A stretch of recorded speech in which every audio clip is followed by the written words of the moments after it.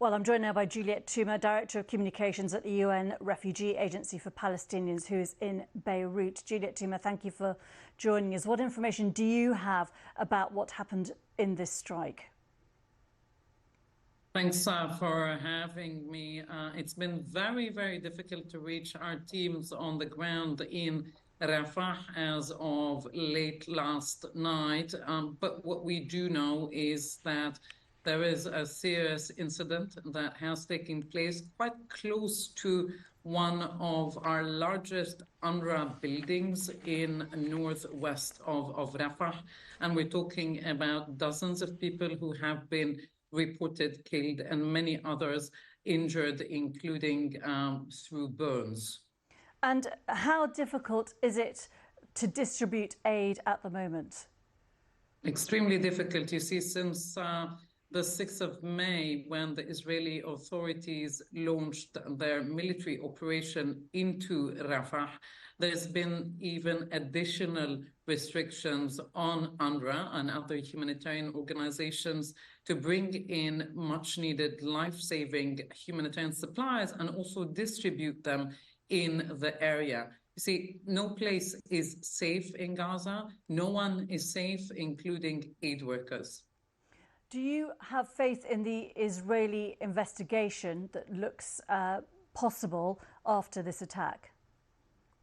I'm not able at this stage to comment on an investigation that is undertaken by a third party. What we do call for is for a ceasefire, much needed, much overdue after almost 8 months into what has become a hell on earth, that is Gaza, and an immediate release of all hostages inside Gaza.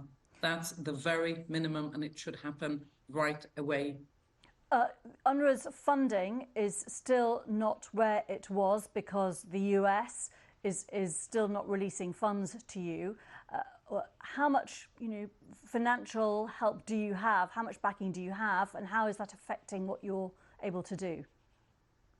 Well, a ray of light in this sheer darkness that we've all been living for the past 8 months is that most of the donors who used to support UNRWA, the largest humanitarian organization in Gaza at the moment, most of them have come back, apart from the United Kingdom and the United States. We have had indeed more people who have come forward, including individuals who have given the agency more than $120 million since the war began. We've had new donors, including from member states, who have come forward, including, for example, Iraq and Algeria. We had some donors who have doubled their contributions, but we're still not out of the woods, and we're operating through this hand-to-mouth approach, which is extremely difficult for us, makes things much more difficult in terms of planning way forward. We don't have a forecast, for example, what will happen to us during the summer